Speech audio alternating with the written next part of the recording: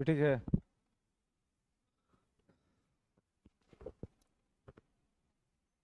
ठीक है।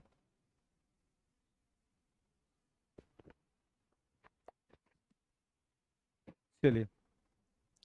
तो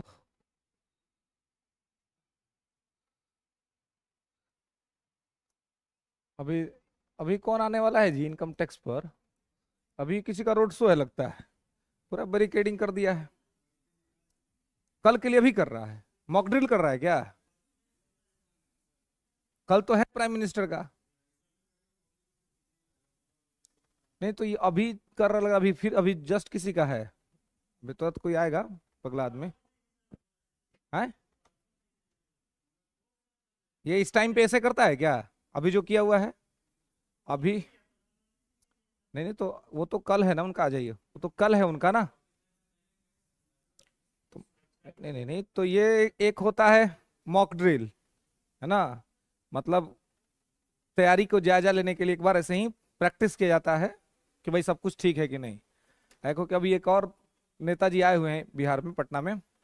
मल्लिकार्जुन खड़गे आए हुए हैं शायद, है ना। तो है ना। नहीं, ये अभी जस्ट मैं अभी इनकम टैक्स का बता रहा हूँ। अभी अभी मैं इनकम टैक्स में आया तो अभी चारों तरफ से इसको ब्लॉक कर दिया है ना। और किसी को आने जाने नहीं दे रहा है। ये पूरा ब्लॉक किए हुए हैं। तभी तो उतना टाइम नहीं था कि मैं रुक के इसको पूछूं किसी से, है ना। हमरा एगो रोका सिपहिया कि कहाँ हमनी पगला हमरा क्लास ले जाए बा। हमरा मत रोक तू, दिक्कत हो जाए तो फिर, है ना।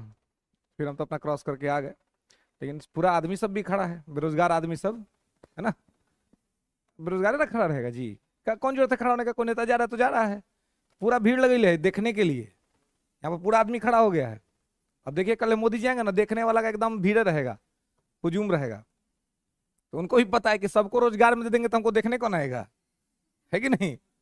तो रोजगार लिमिटेड में देना है, ताकि देखने वाला का भीड़ रहता है तो नेताजी का कॉन्फिडेंस बढ़ता है ना। तो इसलिए अपना सबको रोजगार नहीं देना है।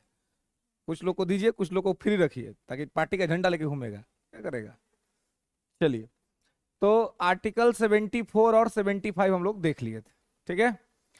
और उसमें सारे प्रधानमंत्री और मंत्रिपरिषद से संबंधित जो बातें थी वो हम लोग कर लिए थे। आगे लिखेंगे आप आर्टिकल 76, अनुच्छेद 76। और अनुच्छेद 76 है क्या? CAG, AGI, महान्यायवादी। महान्यायवादी, हाँ ठीक है, फेवरेट वाला है।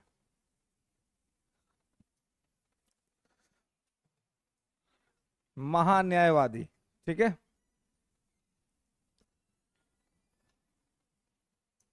Article 76,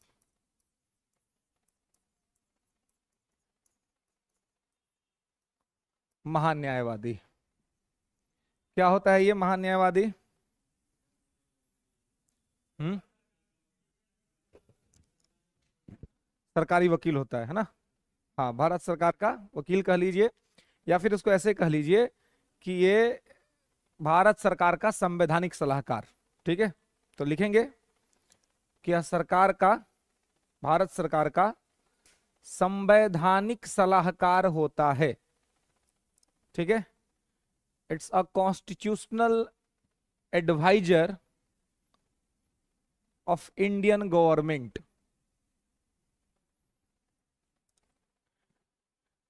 and and it's also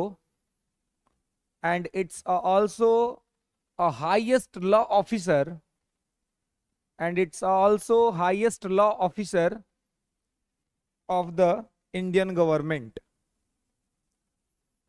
और यह भारत सरकार का सबसे बड़ा विधि अधिकारी भी होता है। और यह भारत सरकार का सबसे बड़ा विधि अधिकारी भी होता है ना। हाईएस्ट लॉ ऑफिसर, ठीक है। And it's also a supreme advocate of the Indian government, and it's also a supreme advocate of the Indian government। और यह भारत सरकार का सर्वोच्च वकील भी होता है। भारत सरकार का सर्वोच्च वकील भी होता है।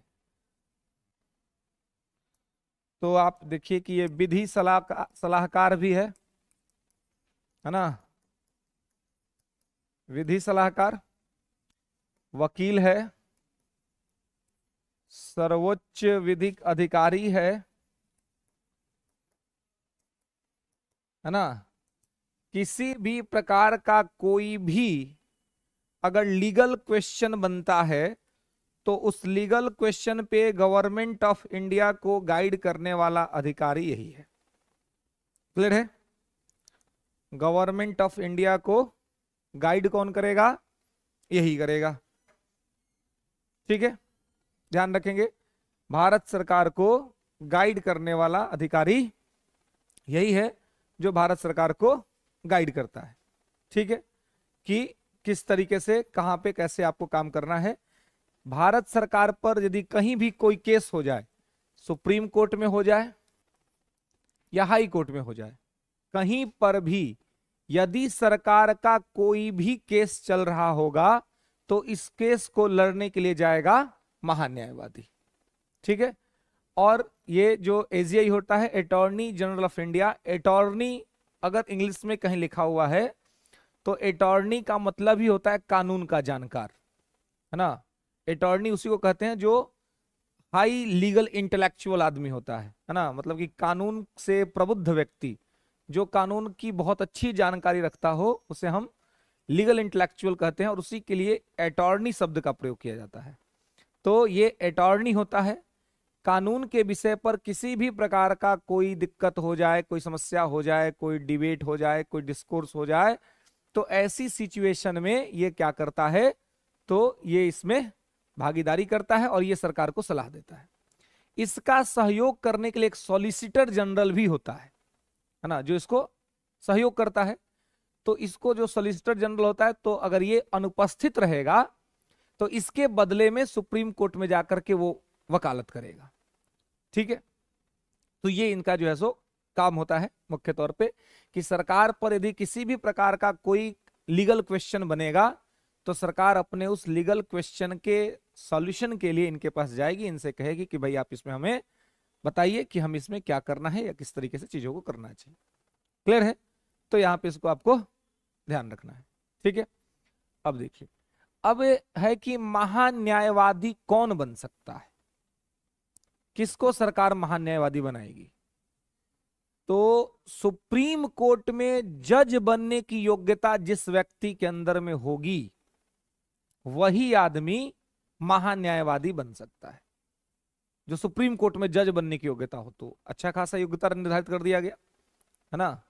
तो लिखेंगे कि सर्वोच्च न्यायालय में न्यायाधीश बनने के योग्य व्यक्ति ही, सर्वोच्च न्यायालय में न्यायाधीश बनने के योग्य व्यक्ति ही महान्यायवादी के पद पर बैठ सकता है या महान्यायवादी बन सकता है। ठीक है, as a person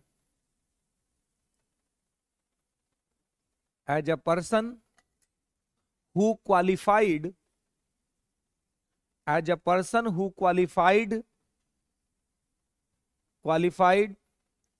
to Supreme Court judge eligibility,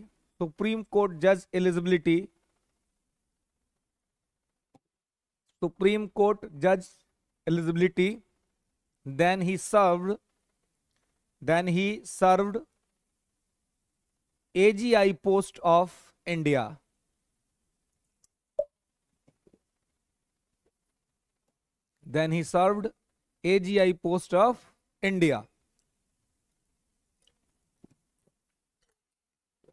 ठीक है, जो व्यक्ति महान्यायवादी अगर बनना चाह रहा है तो उसको चाहिए कि वो सुप्रीम कोर्ट में जज बनने की योग्यता उसके अंदर में हो, है ना। तो अब बात यह है कि सुप्रीम कोर्ट में जज बनने के लिए क्या योग्यता है। सुप्रीम कोर्ट में कौन जज बनेगा? Do you anybody? हाँ।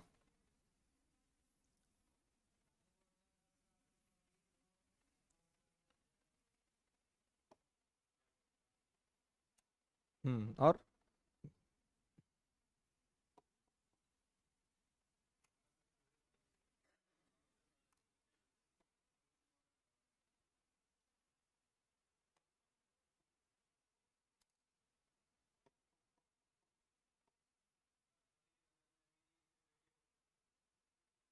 हम्म और बाकी जो लोग बता दिए वो हो जाए?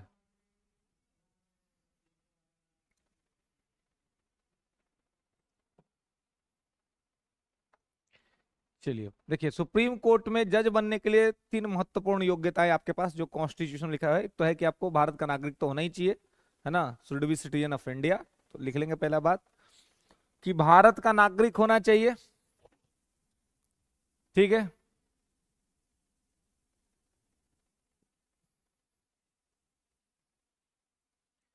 कोई मिनिमम एज नहीं लिखा हुआ है जी, है ना, ध्यान रखेंगे। और कोई मैक्सिमम एज भी नहीं लिखा हुआ है।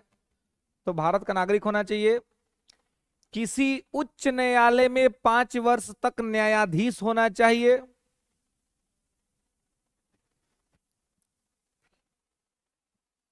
किसी उच्च न्यायालय में 5 वर्ष के लिए न्यायाधीश होना चाहिए। 5 years जज experience in any high court of India. ठीक है। 5 वर्ष के लिए किसी उच्च न्यायालय में न्यायाधीश होना चाहिए, अथवा 10 वर्ष तक किसी उच्च न्यायालय में वकालत होना चाहिए, एडवोकेट। 5 वर्ष तक न्यायाधीश अथवा अथवा 10 वर्ष तक वकील।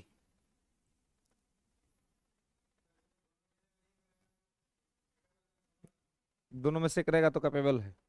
या तो 5 वर्ष तक न्यायाधीश रहे या फिर वो 10 वर्ष तक वकील रहे। ठीक है। उच्च न्यायालय का, नॉट सुप्रीम कोर्ट। ठीक है। आगे आगे लिखेंगे कि राष्ट्रपति के नजर में विधि का जानकार हो। हाँ, आप कुछ पूछ रहे थे जी। नहीं नहीं नहीं, सुप्रीम कोर्ट नहीं, हाई कोर्ट में आपको 10 वर्ष, आपको आपको कहा गया ना, अभी मैंने क्या बोला कि 5 वर्ष किसी उच्च न्यायालय में न्यायाधीश हो या 10 वर्ष तक किसी उच्च न्यायालय में अधिवक्ता हो। ठीक है। तो ये योग्यता है। ठीक है। ओके। 5 वर्ष तक किसी उच्च न्यायालय में न्यायाधीश हो या 10 वर्ष तक किसी उच्च न्यायालय में अधिवक्ता हो यानी कि वकील हो, या फिर राष्ट्रपति के नजर में विधि का जानकार हो, legal intellectual in front of president eyes. राष्ट्रपति के नजर में विधि का जानकार हो, मतलब राष्ट्रपति को इस बात की हो सूचना कि भाई ये आदमी बहुत बड़ा विधि का जानकार है। ठीक है। ओके। तो विधि का जानकार हो, तो यदि कानून के आप जानकार हैं तो भी बन सकते हैं। ठीक है। अगर राष्ट्रपति को ऐसा लगता है कि आप बहुत बड़े कानूनविद हैं। एक व्यक्ति थे, अब नहीं है, लेकिन उनको वकालत में महारत हासिल था। उनको तो बहुत बार ऑफर हुआ कि चलिए आपको राष्ट्रपति, आपको बना देते हैं सुप्रीम कोर्ट का जज, लेकिन वो नहीं बने। क्या नाम था उनका? राम जेठमलानी, है ना। तो अपने जो उनका केस जब वो लड़ते थे तो एक एक मिनट का उनका अगर हियरिंग किसी केस में वो चले गए और हियरिंग में बैठ गए तो इतना पैसा डिमांड कर देते थे कि जज बनते तो उतना कमा नहीं पाते कभी भी जीवन में। इसलिए वो कभी नहीं कर पाए। तो अब देखिए, कल है केजरीवाल आ गए बाहर जी, है ना।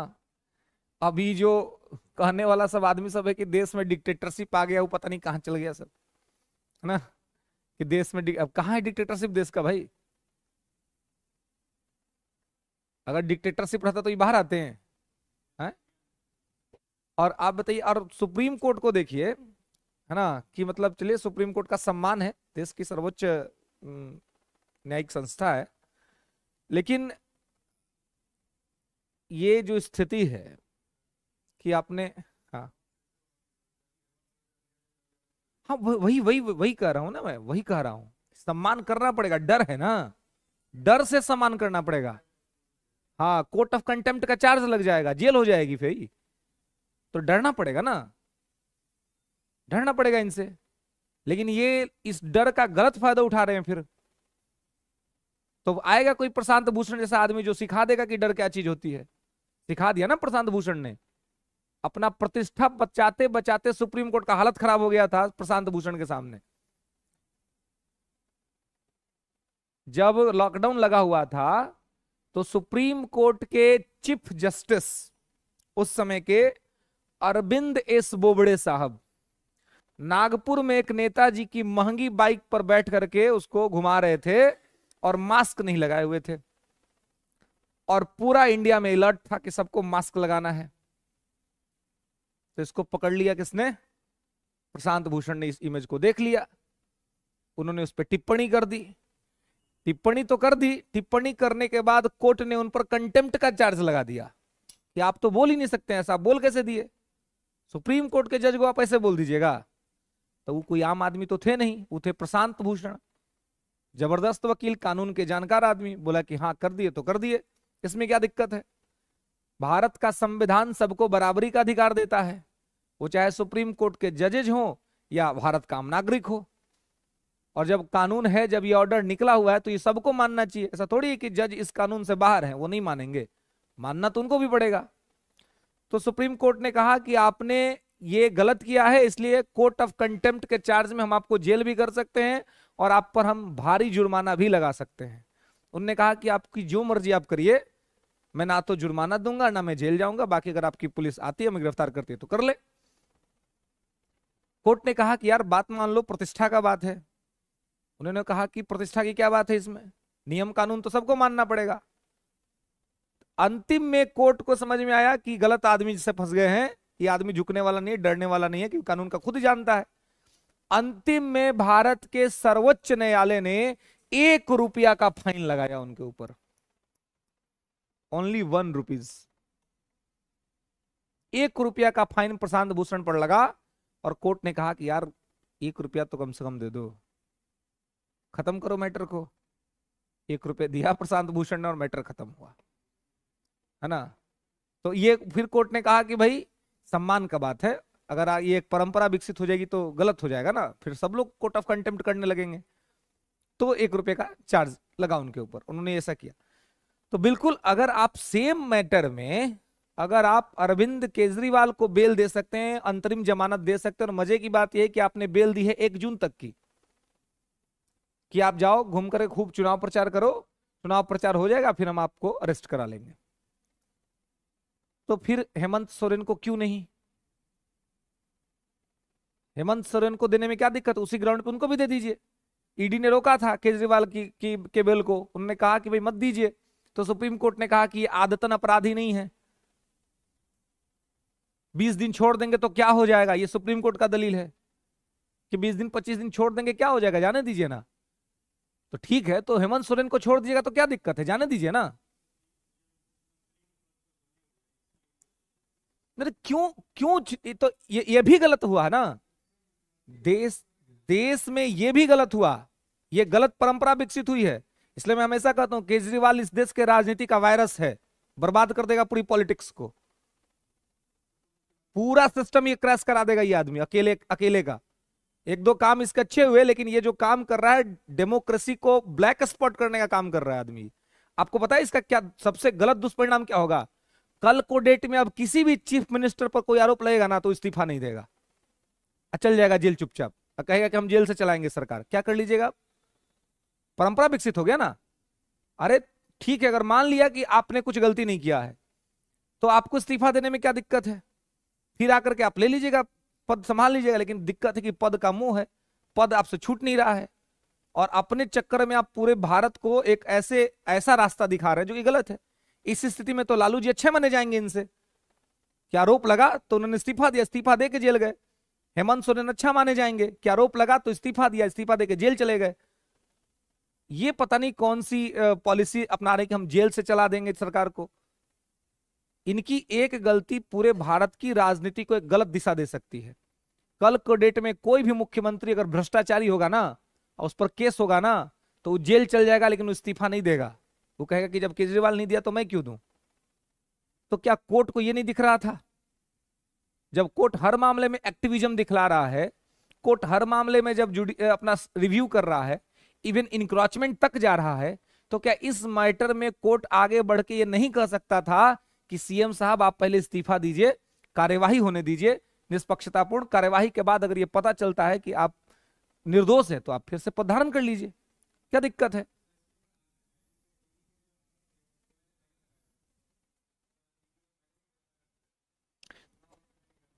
तो चुनाव के समय में देखिए, गिरफ्तारी पर आप बात करिए कि गिरफ्तारी चुनाव से पहले हुई, चुनाव के बाद हुई, ये जो भी हटकंडा हो, लेकिन अगर आपकी गिरफ्तारी हो गई है, आपको जेल किसने किया? ईडी ने कर दिया था जेल।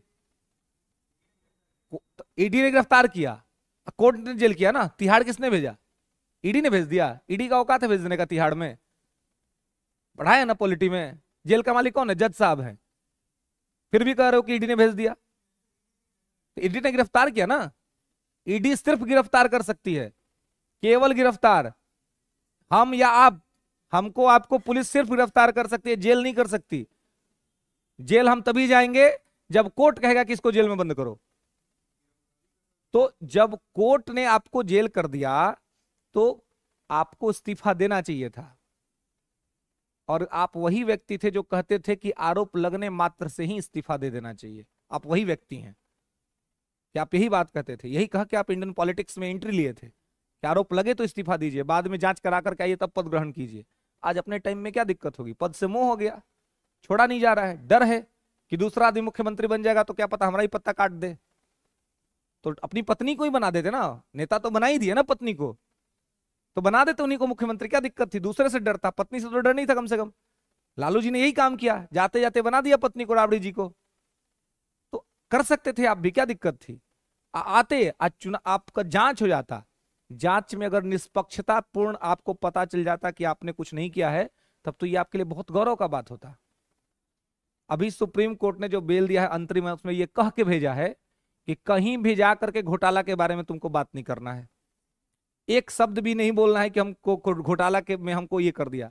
यानी कि उनको क्लीन चिट नहीं मिला है, उनको बस अंतरिम जमानत मिली है। अंतरिम का मतलब होता है अस्थाई, कि कुछ समय के लिए। तो अगर कुछ समय के लिए अरविंद केजरीवाल को मिल सकता है तो हेमंत सोरेन को भी मिलना चाहिए, है ना? है? गए थे आज रेफरेंस देने, आज न्यूज नहीं देखे आप? न्यूज वह देख के आना चाहिए था। है? न्यूज देख के आइए ना, पढ़ लीजिए, कीजिए न्यूज, है ना? अपडेट्स तो आजकल रोज हो जा रहे हैं। गए थे, डांट के भगा दिया सुप्रीम कोर्ट ने। अभी आज का न्यूज है, डांट के भगा दिया कि तुम क्यों आ गए यहां पर। क्योंकि हेमंत सोरेन आदिवासी है बेचारा, उसके लिए बड़ी स्तर पे आवाज नहीं उठ रहा है, तो इसलिए उसको रखो जेल के अंदर में, कोई दिक्कत नहीं है। इनके लिए तो बहुत लोग सड़कों पे उतरे हुए हैं ना, तो इनको दे दो कि जाके प्रचार करके आए। अरे झारखंड में भी चुनाव बाकी है, उस आदमी को दे देना चाहिए, वो बेचारा प्रचार करता। और मैंने क्या हुआ, ये मैसेज क्या जा रहा है? वो बेचारा इज्जत से, प्रतिष्ठा से काम हुआ कि जेल गया तो अपना इस्तीफा दे दिया, तो अच्छा काम किया ना, प्रतिष्ठा से गया, अपना सम्मान से गया।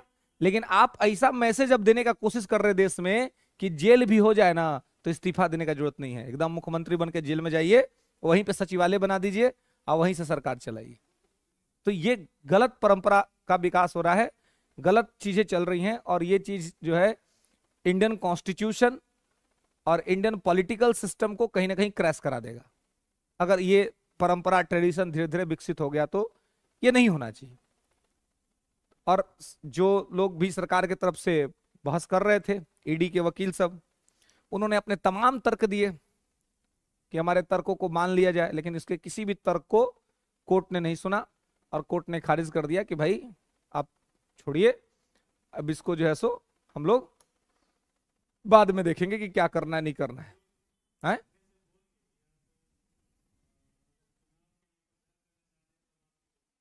हाँ वही तो बोला कि 20-25 दिन में क्या हो जाएगा, ये कोर्ट का स्टेटमेंट है कि 20-25 दिन में क्या हो जाएगा, लेकिन ये ठीक नहीं है। इस तरह की चीजें, परिस्थितियां भारत के लोकतंत्र के लिए और भारत की व्यवस्था के लिए ठीक नहीं, फिर एक गलत परंपरा का विकास हो सकता है। और न्यायपालिका की ये जिम्मेवारी है कि न्यायपालिका संवैधानिक मान्यताओं और संवैधानिक आदर्शों को सुनिश्चित करते हुए ही किसी भी प्रकार का कोई कार्य करे, अन्यथा इससे एक, अभी तक तो आप यही पढ़े थे ना कि भाई न्यायपालिका की सक्रियता समीक्षा हो रही थी। समीक्षा संवैधानिक अधिकार है आर्टिकल 13 के तहत, सक्रियता संवैधानिक अधिकार नहीं है। सक्रियता एक प्रकार से छीना हुआ अधिकार है, और उससे बढ़ करके अब शुरू हुआ है इनक्रोचमेंट, अतिक्रमण। अतिक्रमण का मतलब ही होता है कि आप हर काम में इंटरफेयर कर रहे हो, आप हर चीज में घुस रहे हो, हर चीज में आप जा रहे हो, ये अतिक्रमण है। तो ये चीज नहीं होना चाहिए था, लेकिन ये हो रहा है, क्या करिएगा, है ना। प्रोसीड। खैर, तो यहां पर इसको, इनको ध्यान रखना है कि 3 चीजें इसको ध्यान रखना है कि भारत का नागरिक होना चाहिए, उच्च न्यायालय में न्यायाधीश हो, उच्च न्यायालय में 10 वर्ष तक अधिवक्ता हो, या राष्ट्रपति के नजर में विधि का जानकार हो, तो वो ये बन सकता है। ठीक है, नेक्स्ट लेंगे। इनकी नियुक्ति भारत के राष्ट्रपति के द्वारा की जाती है, प्रधानमंत्री के सिफारिश पर। He appoints by the president of India, he appoints by the president of India, he appoints by the president of India under the recommendation of the prime minister, under the recommendation of the prime minister। प्रधानमंत्री के सिफारिश पर राष्ट्रपति के द्वारा इनकी नियुक्ति की जाती है। ठीक है, अब ध्यान रखेंगे इनका वेतन इनको कितना मिलता है जी, सैलरी कितनी है इनकी, कितना है, चीफ जस्टिस के बराबर। चीफ जस्टिस की सैलरी कितनी है,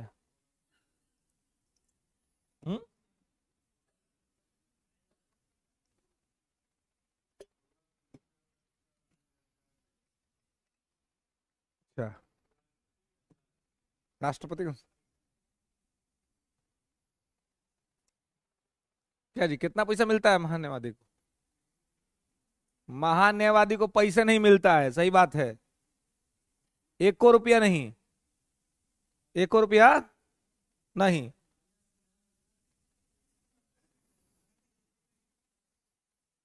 और सुविधा में घुसा देगा पैसा जी, तुम्हारा नौकरी पे कह के चलो आओ तुमको डीएसपी बनाते हैं, हाँ, कहा कि सैलरी नहीं, खाली घर आवास मिलेगा रहने के लिए, कर लोगे नौकरी?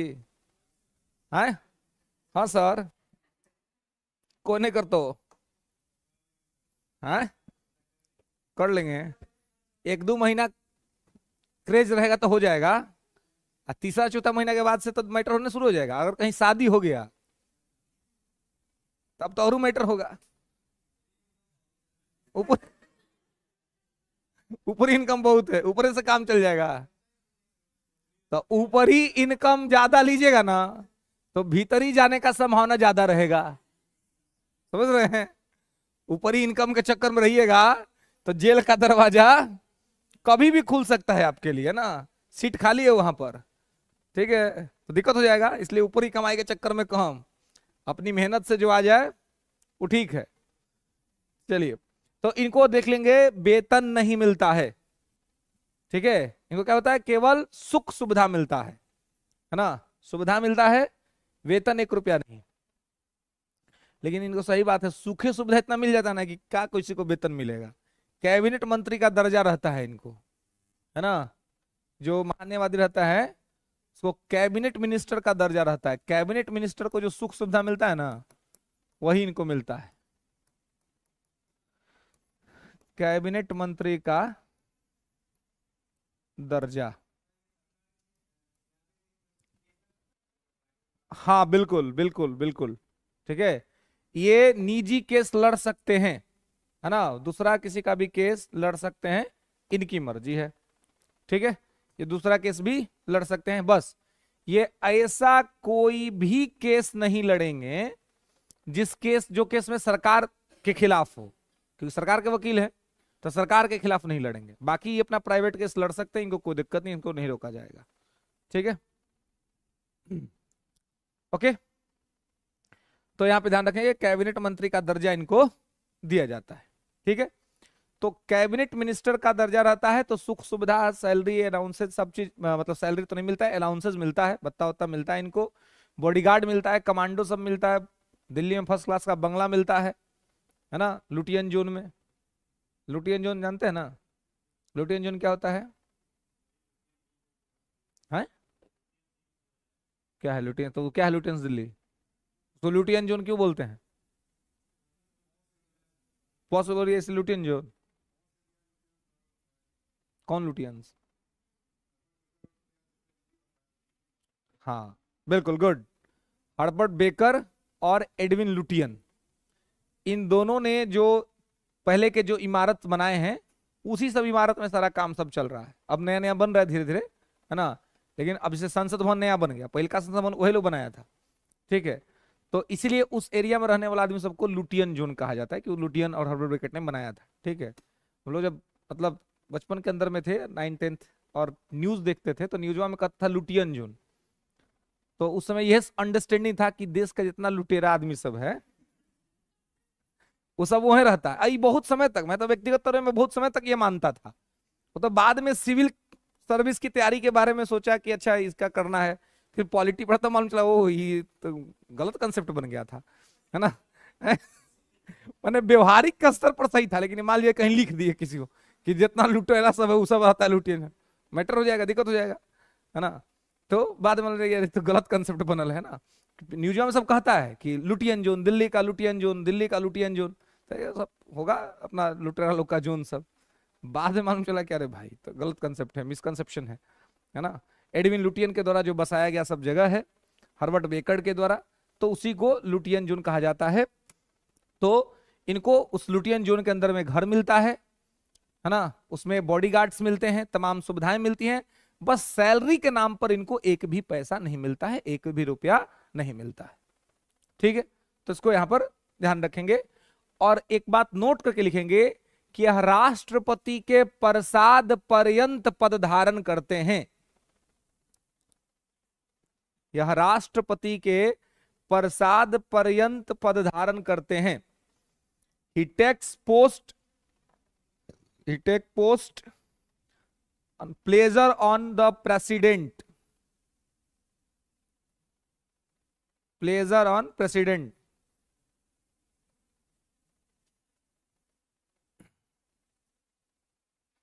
ठीक है, प्लेजर ऑन प्रेसिडेंट, राष्ट्रपति के प्रसाद पर्यंत, है ना। तो प्रसाद पर्यंत कल बताए थे, इच्छा तक। इसका मतलब कि किसी भी दिन इनका सस्पेंशन ऑर्डर आ सकता है। इनको हटाने के लिए कोई अलग से प्रक्रिया करने का जरूरत नहीं है। प्रधानमंत्री बस राष्ट्रपति को कहेंगे कि काम करिए, ये सब केस हरवा रहा है हम लोग को सुप्रीम कोर्ट में, हटा दीजिए इनको, है ना, वो हटा देंगे। ठीक है, अब वकील आप किसको रखिएगा? ऐसा आदमी का ना जो जो आपको केस जिता दे। अब ऐसा वकील रखिएगा जो आपको केस हरा ही दे, है ना, आपका मैटर सब फंसा ही दे, दिक्कत हो जाएगा। तो इसलिए आपको ऐसा वकील चाहिए जो आपको केस जिताए। तो बहुत बार सरकार तुरंत बदल देती है ना, जब लगेगा कि परफॉर्मेंस अच्छा नहीं है, बढ़िया नहीं है, तो बदल देगी। क्योंकि ये फिक्स कोई आपका सर्विस नहीं है कि आप हमेशा एक बार जॉब हो गया आप हमेशा अपना जॉब कंटिन्यू कर रहे हैं, ऐसा नहीं है। आपको अपना परफॉर्मेंस देना पड़ेगा। सरकार को लगेगा कि आप बढ़िया काम कर रहे हैं तो सरकार आपको रखेगी, नहीं तो सरकार आपको नहीं रखेगी। ठीक है, नोट करके एक बात और लिखेंगे कि यह संसद के दोनों सदनों में बैठ सकते हैं, बोल सकते हैं, बहस कर सकते हैं, लेकिन मतदान नहीं कर सकते हैं, है ना। He sits in any houses of the parliament and participate the parliamentary debate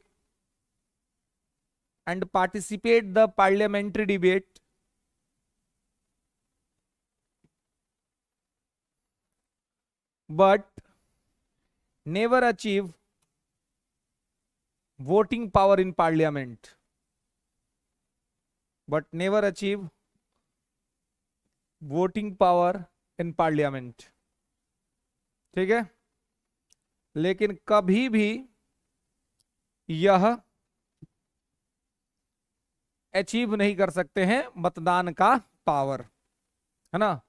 मतदान का पावर इनके पास नहीं होता है, ये मतदान जो है सो नहीं कर सकते हैं। ठीक है, क्लियर है, यहां पे इनको ध्यान रखेंगे। नेक्स्ट लिखेंगे कि महान्यायवादी, महान्यायवादी एक कैबिनेट मंत्री के बराबर, महान्यायवादी एक कैबिनेट मंत्री के बराबर सभी सुख सुविधाओं का उपभोग करता है। Attorney general of India, attorney general of India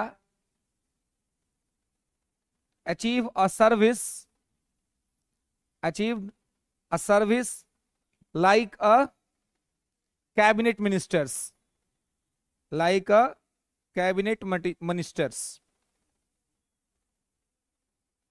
ठीक है, ये महान्यायवादी सभी प्रकार के सुख सुविधाओं को प्राप्त करता है। ठीक है, किसके जैसा? तो कैबिनेट मिनिस्टर के जैसा, जैसे कैबिनेट मंत्री प्राप्त करते हैं वैसे। ठीक है, जैसे कैबिनेट मिनिस्टर्स को प्राप्त होता है वैसे इनको सब मिलता है, लेकिन वही चीज है कि इनको वेतन भत्ता जो है सो मतलब नहीं मिलता है, लेकिन सुख सुविधा अलाउंस सब मिलता है, बॉडीगार्ड्स मिलते हैं, तमाम चीजें मिलती हैं इनको। और सैलरी इसलिए नहीं मिलता है क्योंकि इनको अधिकार है किस चीज का?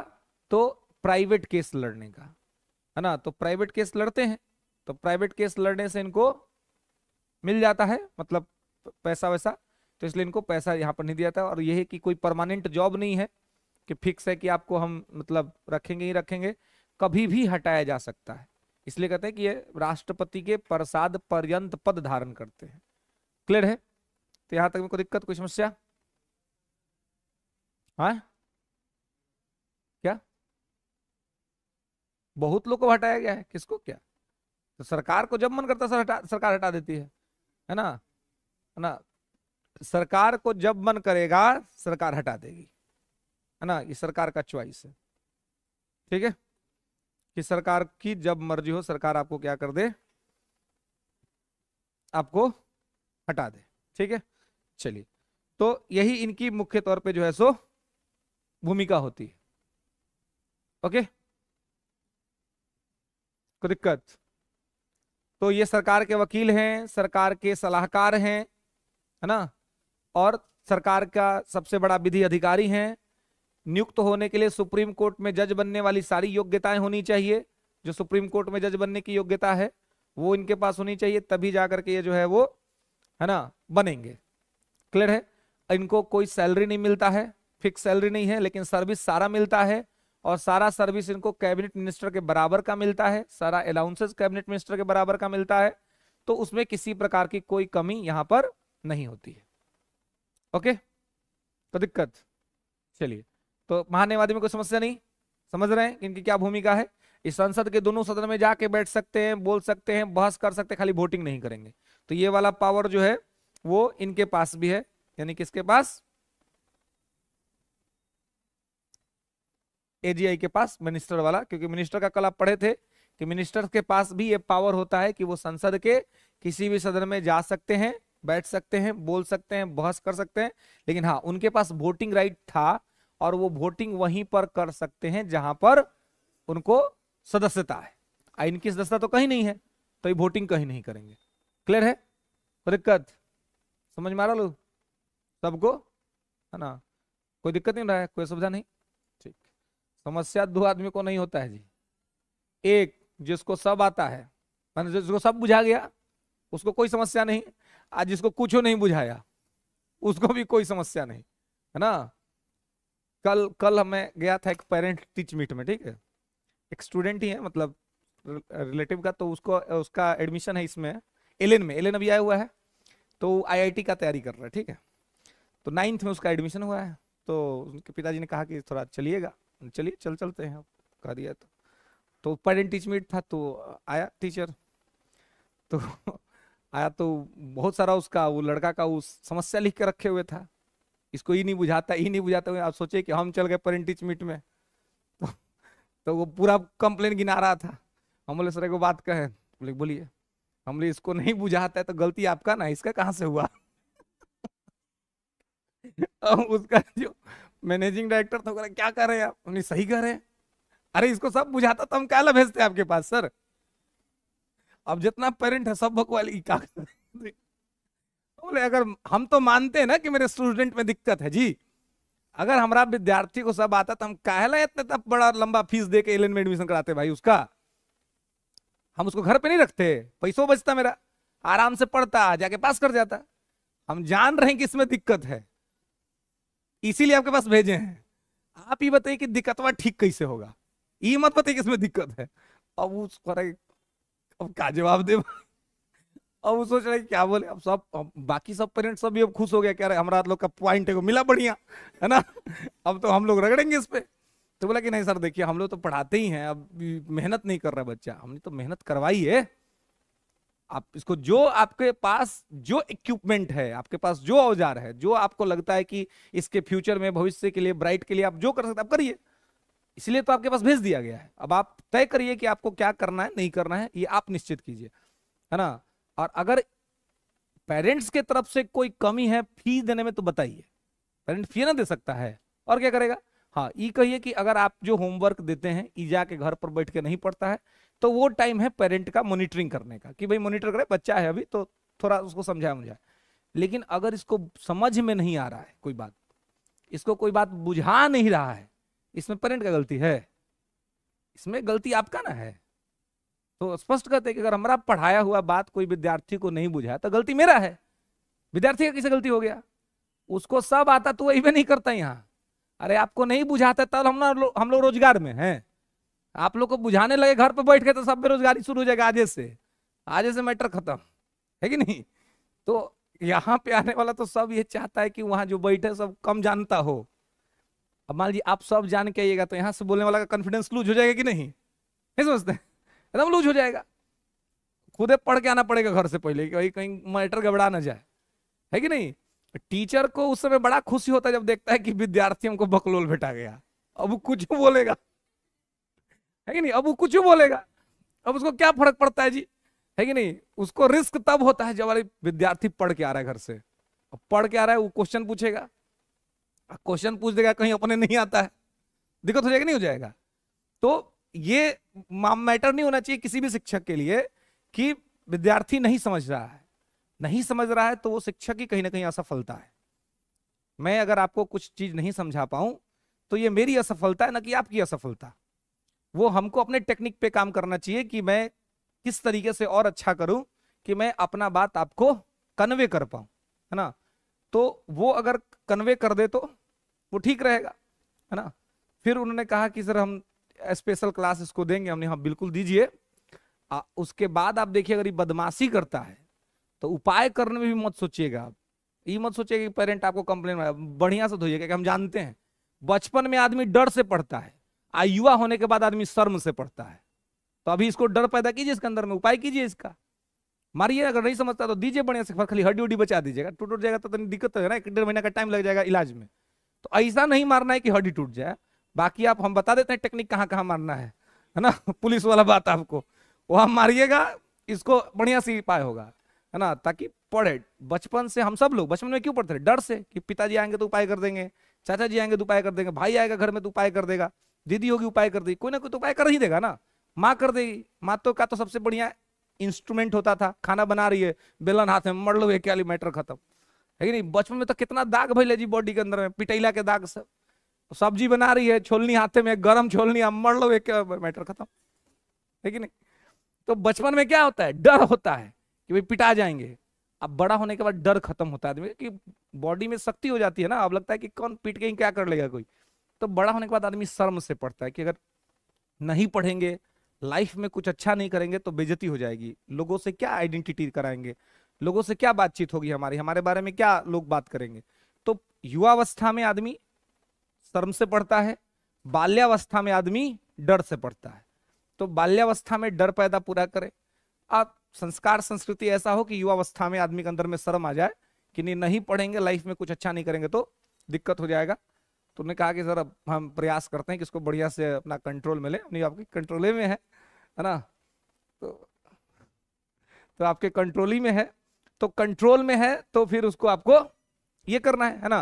तो इसलिए मैं हमेशा कहता हूं कि भाई कहीं पर कोई कंफ्यूजन हो, कोई समस्या हो तो जरूर पूछ लीजिएगा, है ना, उसमें दिक्कत मत छोड़िएगा, ठीक है। कंफ्यूजन लेके मत जाइएगा कभी भी, हमारे पास से तो कम से कम, है ना, लेके आइएगा घर से जितना लेके आना होगा, लेकिन लेके नहीं जाएगा। हम कभी कभी बस आपको सवाल पूछने से तभी रोकते हैं जब आप टॉपिक से बाहर का कुछ बहुत उधर उधर का पूछते हैं, क्योंकि उससे उधर उधर का पूछने से क्या हो जाएगा कि मेन टॉपिक आपका पीछे छूट जाएगा। मेन टॉपिक से पूछिए, और बाकी कोई भी इंपॉर्टेंट, वैसे तो क्लास के बाद मैं बाहर बैठता हूं, जो मर्जी सो पूछ लीजिए, कहीं कोई दिक्कत नहीं है, जो आपकी इच्छा हो पूछने का, है ना, कि कौन कब मरा, कौन कब जिया, है ना, खाली ये छोड़ के गांधी जी मरे थे तो सबसे ज्यादा कौन रोया था, है ना, ये सब भी सवाल पूछ देता है ना कोनो कोनो भाई, अजीब अजीब तरह का। एगो तो पूछा कि सर एगो आप हिस्ट्री से सर गोल्ड मेडलिस्ट, एगो सवाल पूछना था, नहीं बोलो क्या सवाल है सर, बता दीजिएगा ना, नहीं पूछो तो बता देंगे। तो उसको कोनो सिखा के भेज लेता कि जाके अपने सर से पूछना, हम तो क्या बोला, सर अब बताइए ना,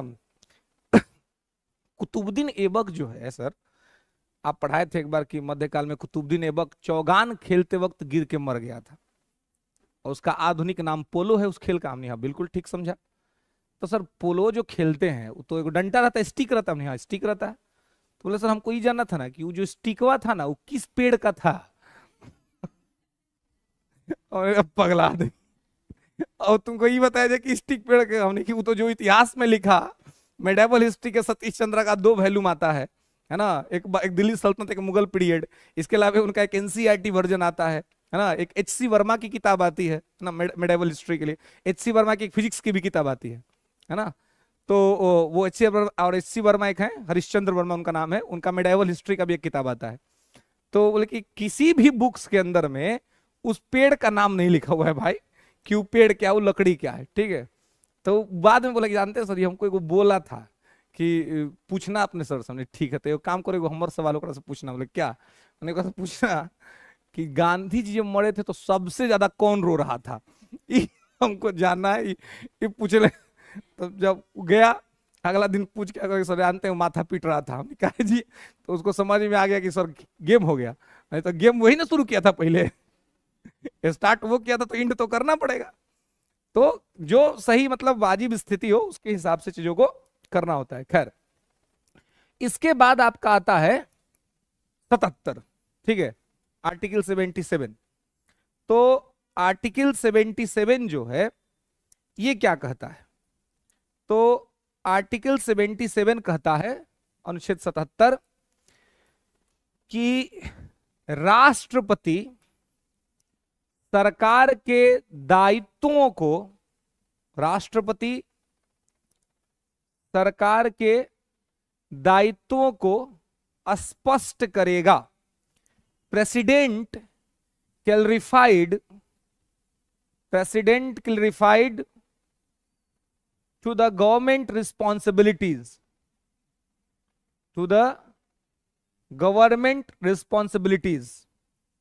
ठीक है, सरकार के दायित्वों को क्लैरिफाइड करेगा, स्पष्ट करेगा कि सरकार के दायित्व क्या हैं, है ना, सरकार के दायित्व क्या हैं। तो सरकार के दायित्व क्या है, तो किस सरकार का जो विभाग सब है ना, तो आपको पता है कि विभागों का बंटवारा जो है प्रधानमंत्री करता है कि किसको कौन सा विभाग दिया जाएगा। लेकिन इसके लिए नोटिस राष्ट्रपति के यहां से निकलता है, राष्ट्रपति एक नोटिस निकालते हैं, शपथ हो जाता है उसके 2 दिन के बाद कम से कम, कि आप ऐसा करें, आप मीटिंग बुलाएं, आप मीटिंग बुला करके आप विभागों का बंटवारा कर दीजिए, डिपार्टमेंट डिस्ट्रीब्यूट कर दीजिए कि कौन किस डिपार्टमेंट में रहेगा, कौन किस डिपार्टमेंट में जाएगा, है ना।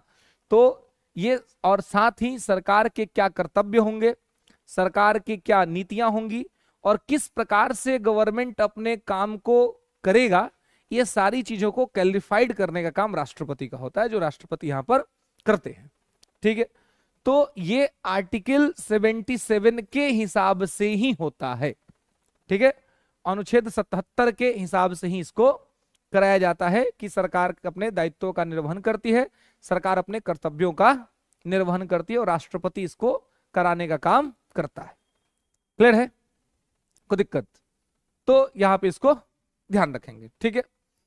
फिर आगे आइए आर्टिकल 78।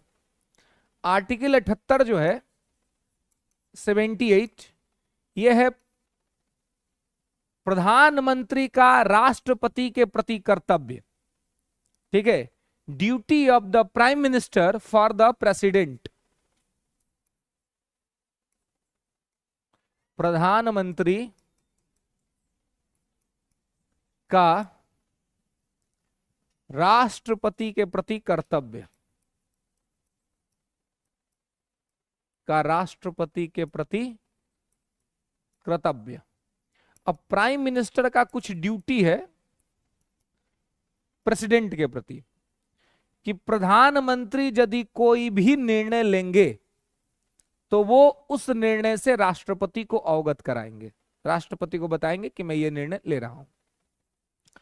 कोई भी नियम कानून, कोई भी आदेश यदि राष्ट्रपति निकालेंगे, प्रधानमंत्री निकालेंगे या उसके बारे में विचार करेंगे तो प्रधानमंत्री को, राष्ट्रपति को इसकी सूचना जरूर देंगे। प्रधानमंत्री अगर कहीं विदेश जा रहे हैं, तो फॉरेन जा रहे हैं, तो ये क्या करेंगे, तो राष्ट्रपति से मिलके जाएंगे, इससे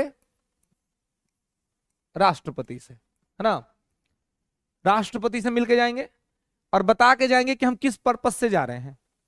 और जब विदेश से आएंगे तो फिर राष्ट्रपति से मिलेंगे और राष्ट्रपति को मिलके बताएंगे कि हम क्या क्या किए हैं वहां पर। माने जाने से पहले एक ब्रीफिंग देंगे और आने के बाद एक ब्रीफिंग देंगे, दोनों में ब्रीफ करेंगे। अब ब्रीफ करके क्या बताएंगे कि हम किस ऑब्जेक्टिव के साथ गए थे और हमारा किस हद तक, किस सीमा तक हमारा ऑब्जेक्टिव पूरा हुआ है, ये बात वहां पर बताने का काम वो करेंगे, ठीक है। तो ये इसी के तहत होता है। अब आपको पता है कि एक सरकार ने घोषणा किया था डीमोनेटाइजेशन का, है ना। तो डीमोनेटाइजेशन जो हुआ था, जिसको नोटबंदी हम लोग कहते हैं, तो डीमोनेटाइजेशन जब हुआ था तो वो किसी को पता नहीं था, है ना, किसी को पता नहीं था। और वो आई थिंक इस 2016 में हुआ था, है ना। तो छठ पूजा था, छठ पूजा का नेक्स्ट डे जो सब लोग अभी अपनी छठ पूजा की का जो थकावट था वो उसको उतार रहे थे, है ना। और अचानक से न्यूज चला रात को 8 बजे, 8 नवंबर 2016 रात 8 बजे प्रधानमंत्री टीवी पे आते हैं और प्रधानमंत्री कहते हैं कि 500 और 1000 के नोट लीगल टेंडर नहीं रहेंगे, और कहते हैं कि भाई इसको आप लोग जल्दी से बदलवा लीजिए, अगर आपके पास है तो आप इसको चेंज करा लीजिए, उसको आप बैंक में जमा कर दीजिए। तो एक प्रकार से सबके घरों पे स्ट्राइक था, है ना। खास करके माताओं का जो सेविंग होता है उस सेविंग पर स्ट्राइक था, है ना। जो है ना, माँ लोग का अपना एक होता है आकस्मिक निधि, है ना, कंटीजेंसी फंड उनका होता है, तो वो अपना बेचारी अपना पैसा उधर भी रखती है ना, कंटीजेंसी फंड में। वो पता नहीं रहता है सबको, लेकिन वो रखती हैं। और वो इसलिए नहीं रखती कि उनका कोई काम होगा उससे, वो इसलिए रखती है कि परिवार में कभी ऐसी कोई स्थिति बन गई तो वो पैसा काम आ जाएगा। मोदी जी ने वो सारे पैसे निकलवा दिए सबके, क्योंकि वो सब 500 1000 के नोट से सबने सेव करके रखे हुए थे, सबका निकला। जितने लोग जो गरीब बने फिर रहे थे, यार मैं अपने पास तो जहर खाने तक के पैसे नहीं है, है ना। अब वो लोग भी कह रहा है कि भाई हमारे पास कुछ 500 है, हमारे पास कुछ 1000 है, पूरा देश लाइन में लग गया, है ना। तो इस पर चर्चा हुआ कि क्या प्रधानमंत्री इतना बड़ा डिसीजन लेने से पहले राष्ट्रपति को अवगत कराए थे। 2016 में भारत के राष्ट्रपति थे प्रणब मुखर्जी, जो 2012 में बने थे, कांग्रेस ने उनको बनाया था। तो अब यह था कि भाई क्या पता उनसे राय मशवरा ली गई थी नहीं ली गई थी, ये मैटर कोर्ट तक चला गया। लेकिन वहां पर उस समय के जो राष्ट्रपति थे उन्होंने स्पष्ट तौर पे कहा कि पहले मुझे इस बात की सूचना थी, प्राइम मिनिस्टर ने हमें इस बात के से अवगत कराया था। तो कहने का मतलब है कि अब जैसे सर्जिकल स्ट्राइक हुआ, एयर स्ट्राइक हुआ, सबको नहीं पता था, लेकिन राष्ट्रपति को पता था। देश के जो अब जो आपके सुरक्षा सलाहकार है ना, सिक्योरिटी एडवाइजर, तो उनको तो पता होगा क्योंकि सारा प्लानिंग वही कर रहे थे, अजीत डोभाल साहब। लेकिन राजनीतिक लोगों में राष्ट्रपति को पता रहता है। तो राष्ट्रपति को आप सभी चीजों से अवगत कराएंगे, ये जो है सो आपका कर्तव्य है। इस कर्तव्य को जो है सो आपको मानना है।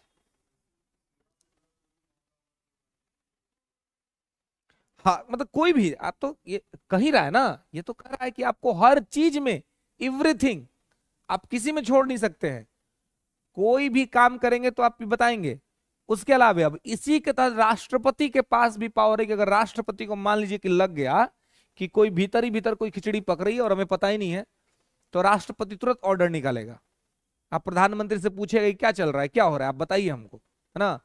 तो उस स्थिति में भी इनको बताना है ना। राष्ट्रपति स्वयं भी किसी मुद्दे पर जानकारी मांग सकता है कि क्या है और क्या क्या चल रहा है, और वो जानकारी जब मांगेगा तो इनको वो जानकारी देनी पड़ेगी। क्लियर है? कोई दिक्कत? तो यहां पे इसको ध्यान रखें। हाँ। हम्म, हाँ हाँ।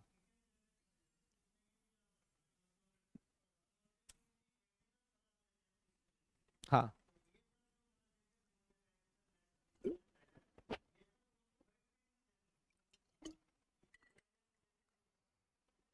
देखिए, कैबिनेट का एक शॉर्टेस्ट ग्रुप होता है किचन कैबिनेट का। हालांकि इसका कॉन्स्टिट्यूशन में कोई चर्चा नहीं है, संविधान में नहीं है, व्यवहार में इसका चर्चा होता है, प्रैक्टिकलिटी में होता है कि कुछ कुछ लोग होते हैं जो प्रधानमंत्री के विश्वस्त होते हैं, ठीक है, लेकिन उस सरकार में नहीं है।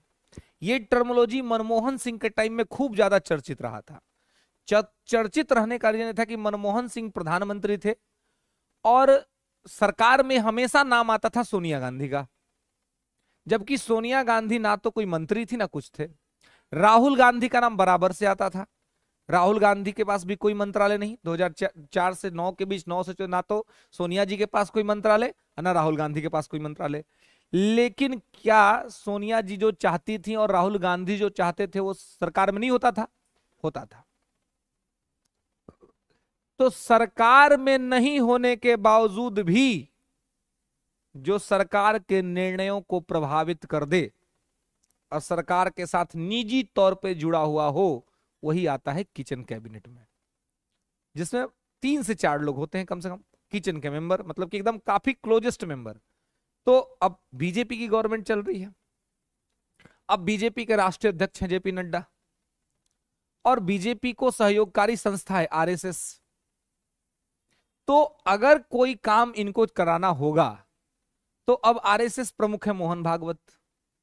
अब वो तो आएंगे नहीं सरकार में, वो तो मंत्री बनेंगे नहीं, लेकिन अगर उनको कोई चीज करानी होगी, अगर वो चाहते होंगे कि कुछ करना है, कुछ ऐसे होना चाहिए, वो तुरंत बात कर लेंगे, कम्युनिकेट कर लेंगे और फिर वो चीज हो जाएगा। तो सरकार में नहीं होने के बावजूद भी सरकार के जो विश्वास पात्र होते हैं, जो सरकार के निर्णयों को प्रभावित कर देते हैं, वो किचन कैबिनेट कहलाते हैं। क्यों? कैबिनेट से भी पावरफुल है, सुपर पावरफुल है वो, है ना। जो 3 ही 4 लोग होते हैं, लेकिन उस सरकार में प्रत्यक्ष तौर पे नहीं है, लेकिन सरकार में होने वाली गतिविधियों को इंपैक्ट करते हैं। तो वहां पर वो डिस्कशन होता होगा, वहां पे उनके जो क्लोजेस्ट लोग हैं वो जानते होंगे उस चीज को, है ना। लेकिन कोई भी मैटर अगर होगा तो यहां जो कॉन्स्टिट्यूशनल प्रोसेस है वो ये है कि राष्ट्रपति को आपको बता देना है, राष्ट्रपति को आपको सूचना दे देनी है। क्लियर है? कोई दिक्कत? तो यहां पे इसको आपको ध्यान रखना है, ठीक है। चलिए, तो आर्टिकल 78 में कोई दिक्कत नहीं ना। ये राष्ट्रपति के प्रति प्रधानमंत्री का जो है सो वो क्या है, कर्तव्य है। क्लियर है? चलिए आइए, अब आइए संसद। ठीक है, ये आपका कार्यपालिका खत्म हुआ, अब क्या होगा? विधायिका, लेजिस्लेटिव।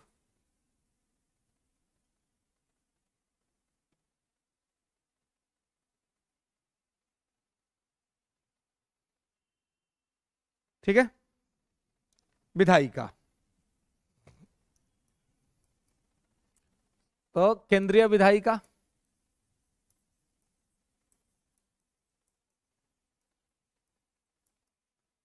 तो केंद्रीय विधायिका कौन है जी? संसद। है ना। सेंट्रल लेजिस्लेटिव कौन है? संसद, जो पार्ट 5 में आर्टिकल 79 टू 123, है ना, 79 से 123।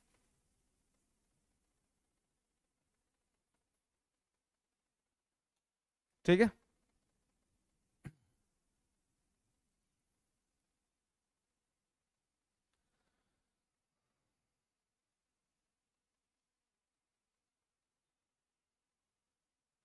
ओके, 79 से 123।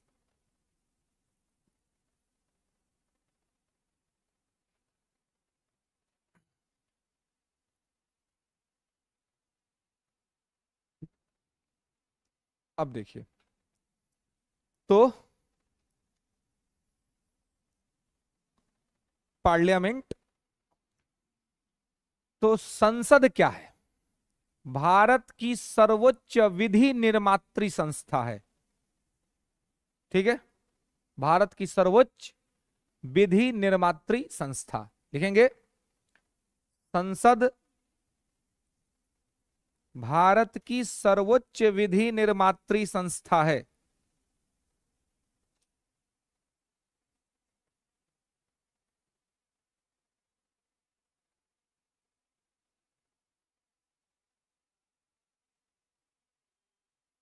ठीक है,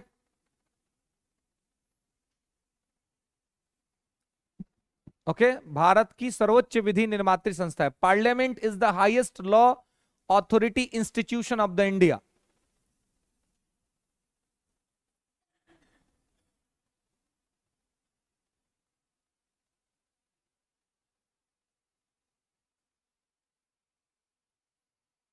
ठीक है, क्लियर है। तो ये क्या है? सर्वोच्च विधि निर्मात्री संस्था। अगर आपसे ये पूछा जाए कि भारत की विधि निर्मात्री संस्था कौन सी है, तो विधि निर्मात्री भी पूछा सकता है, या आपसे यूं पूछा जा सकता है कि आप ये बताइए कि भारत की जो सर्वोच्च विधि निर्मात्री संस्था है, इसका कि भारत की विधायिका कौन है? तो विधायिका भी कौन है? संसद, है ना। भारत की विधायिका भी संसद और भारत की सर्वोच्च विधि निर्मात्री संस्था भी संसद। क्लियर है? तो इसको ध्यान रखना है। ठीक है, कि यहां पर क्या स्थिति है और किस प्रकार से। ठीक है, तो भारत के लिए जो सबसे बड़ा कानून निर्माण करने वाली जो संस्था है, जो कानून निर्मात्री है, जो कानून को बनाती है, वो पार्लियामेंट है, संसद है, जिनके द्वारा ये निर्माण किया जाता है और इनके द्वारा बनाया गया कानून पूरे भारत में लागू होता है। ठीक है, लिखेंगे कि संसद भारतीय लोकतंत्र का, संसद भारतीय लोकतंत्र का सबसे बड़ा प्रतीक है। Parliament is the biggest symbol of the Indian democracy. Parliament is the biggest symbol of the Indian democracy. भारतीय लोकतंत्र का सबसे बड़ा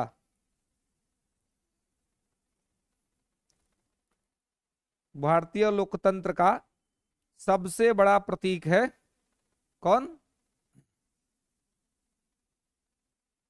संसद। ठीक है, तो संसद जो है, आगे लिखेंगे कि संसद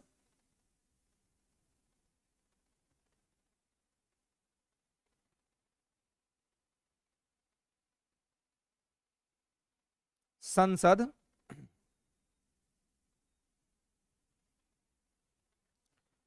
संसद भारतीय लोकतंत्र में, संसद भारतीय लोकतंत्र में अपने आप को भारतीय आम जनमानस के, भारतीय आम जनमानस के आवाज के रूप में, भारतीय आम जनमानस के आवाज के रूप में परिलक्षित कराती है, परिलक्षित कराती है। Parliament is represent to the voice of parliament, represent to the voice of Indian peoples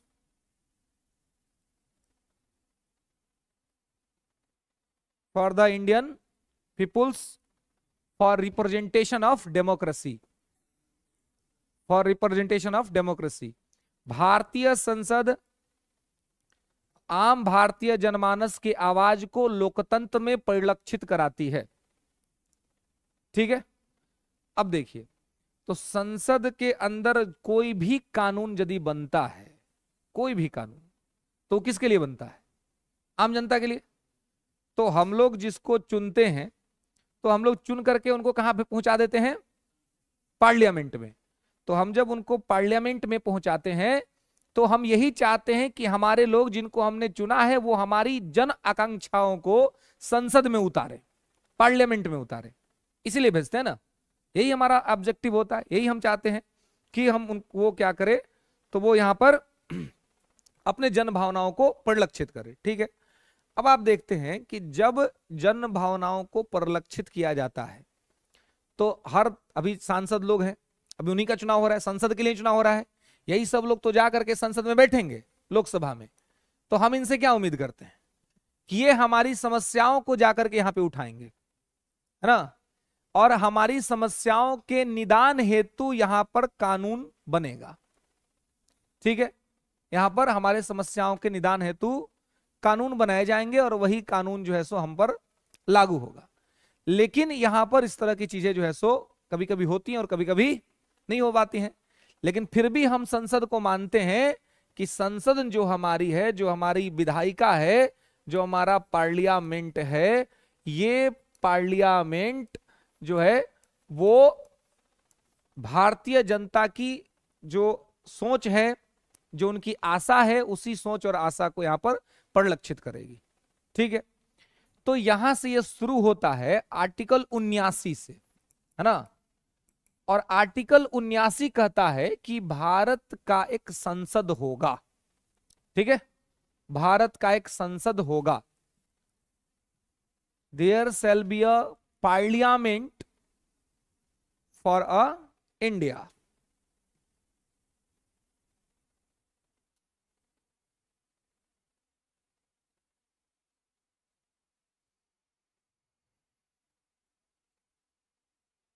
ठीक है,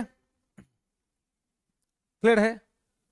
तो संसद होगा, साथ ही यहां पर यह भी कहा गया है संसद की संरचना, स्ट्रक्चर ऑफ द पार्लियामेंट, इसमें लिखेंगे संसद की संरचना।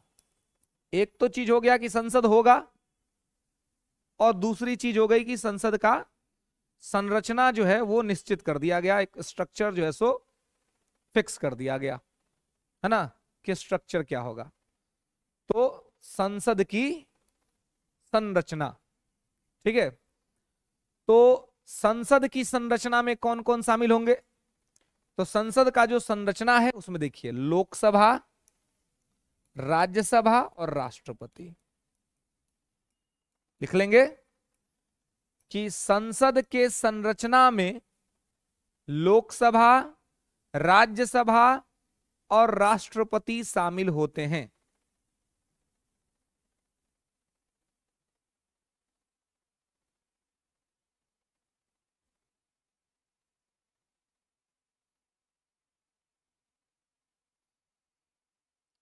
ठीक है, लोकसभा, राज्यसभा और राष्ट्रपति शामिल होते हैं। ठीक है, तो संसद के संरचना में लोकसभा, राज्यसभा और राष्ट्रपति शामिल होते हैं। तो देखेंगे कि राष्ट्रपति संसद का हिस्सा नहीं है, मतलब कि मेंबर नहीं है।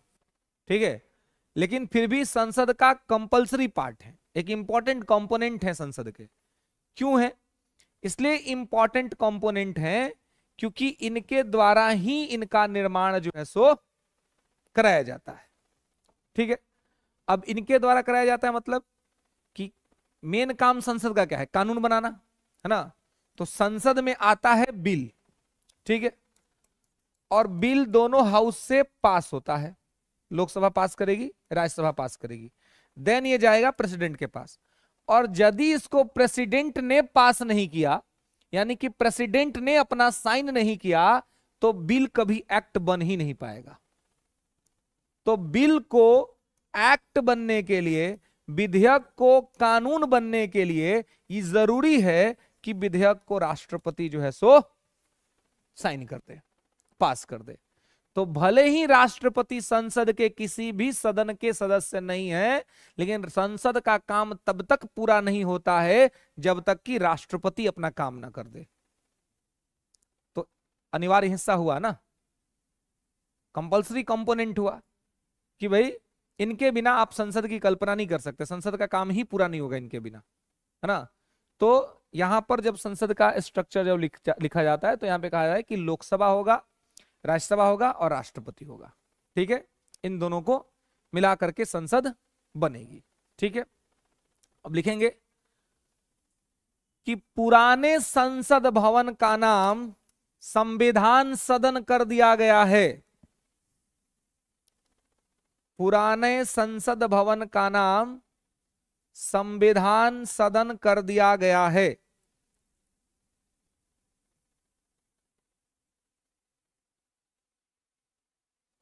ठीक है,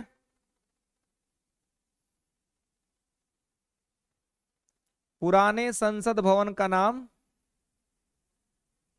संविधान सदन कर दिया गया है। ठीक है, क्लियर है। तो संविधान सदन कर दिया गया मतलब समझ रहे हैं कि अब पुराना संसद भवन तो अब काम होता नहीं है, अब नया संसद भवन बन गया है। ठीक है, तो पुराना संसद भवन में ही संविधान बना था। संविधान जो है वो पुराना संसद भवन में ही बना था, जिसमें पहले तक काम हो रहा था, तो नया संसद भवन में काम हो रहा है। तो जब यहां से खाली कर दिया लोग, तो इसका नाम रख दिया लोग संविधान सदन, है ना, कॉन्स्टिट्यूशन हाउस। ठीक है, क्योंकि कॉन्स्टिट्यूशन इसके अंदर में फॉर्म हुआ था, कॉन्स्टिट्यूशन इसके अंदर में बना था। क्लियर है, तो इसलिए इसका नाम रख दिया लोग संविधान सदन। ठीक है, तो यहां पे इसको आप ध्यान रखेंगे।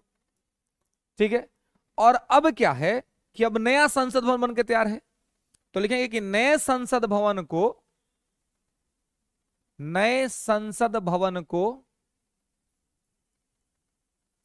टाटा कंपनी के द्वारा, नए संसद भवन को टाटा कंपनी के द्वारा सेंट्रल विस्टा प्रोजेक्ट के तहत बनाया गया है। सेंट्रल विस्टा प्रोजेक्ट, ये बीपीएससी पूछ चुकी है एक बार कि किस प्रोजेक्ट के तहत बना है ना। नए संसद भवन को टाटा कंपनी के द्वारा सेंट्रल विस्टा प्रोजेक्ट के तहत बनाया गया है। ठीक है, सेंट्रल विस्टा प्रोजेक्ट के तहत बना है। अब देखिए कि हाँ, उपराष्ट्रपति का भी, ठीक है, हाँ, विमल पटेल उसके वास्तुकार हैं। और देखिए उपराष्ट्रपति का भी नया घर बना है, उपराष्ट्रपति का भी नया घर बना है। तो हो सकता है भविष्य में कहीं करंट से जोड़ के कुछ पूछे, तो उपराष्ट्रपति का भी सेंट्रल विस्टा प्रोजेक्ट के तहत ही बना है। ठीक है, वाइस प्रेसिडेंट का नया घर अलॉट हुआ है उनको, तो वो भी सेंट्रल विस्टा प्रोजेक्ट के तहत ही हुआ है, टाटा कंपनी के द्वारा ही।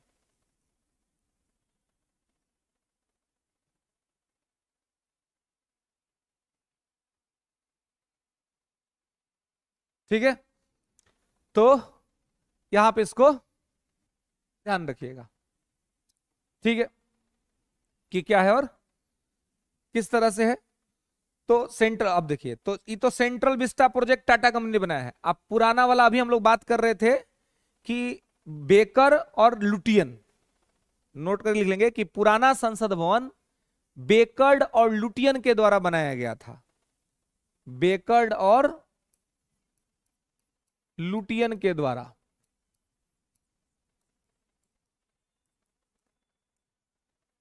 बेकर्ड और लुटियन के द्वारा बनाया गया है। ठीक है, तो पुराना किसके द्वारा बनाया गया है, बेकर्ड और लुटियन के द्वारा, और नया वाला बनाया गया है टाटा कंपनी के द्वारा, सेंट्रल विस्टा प्रोजेक्ट के तहत बना है। ठीक है। और वर्तमान में जो काम वाम सब शुरू चल रहा है वो नया संसद भवन में ही चल रहा है, भव्य संसद भवन बना हुआ है, ठीक है। चलिए, इसके बाद आप देखते हैं कि क्योंकि संसद के बारे में हम लोग बात की, क्या है, सर्वोच्च विधि निर्मात्री संस्था है। तो विधि निर्माण के लिए इसमें दो हाउस की बात की गई है कि दो सदन रहेगा, और एक ही कानून पर दोनों सदन में चर्चा, बहस, मतदान होगा। इससे चांसेस ये हो जाएंगे कि एक बेहतरीन कानून बन के आ जाएगा, क्योंकि जब एक ही चीज को दो बार रीचेक किया जाएगा, दो बार उस पर बहस होगा, चर्चा होगा, उस पर वोटिंग्स होगी, तो उम्मीद ये की जाती है कि एक ही चीज को जब दो बार हम अच्छे से रिव्यू करेंगे तो उसमें क्या होगा कि कम से कम खामियां रह जाएंगी, मतलब कम से कम खामी रहेगा और एक अच्छा कानून बन के निकलेगा। इसलिए इस संसद के दो सदन जो है सो निर्धारित किए गए, एक आपको राज्यसभा और एक आपको लोकसभा, ठीक है। राज्यसभा जो है वो आपको मिलता है आर्टिकल 80 में और लोकसभा आपको मिलता है आर्टिकल 81 में, ठीक है। तो अब आप देखेंगे कि यहां पर जो है ना, कि अब ये इनकी संरचना क्या है, ठीक है। तो आगे आप लिखेंगे आर्टिकल 80 राज्यसभा की संरचना,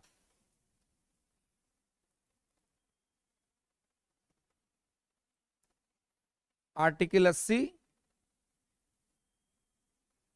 राज्यसभा की संरचना,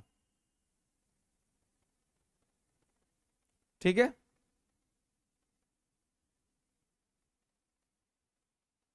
राज्यसभा की संरचना, ठीक है। और आर्टिकल 81 में है लोकसभा का संरचना। दोनों को साथ साथ लिख लीजिए ताकि दोनों को तुलनात्मक देखेंगे, कंपैरेटिवली देखेंगे तो समझने में आसानी रहेगी।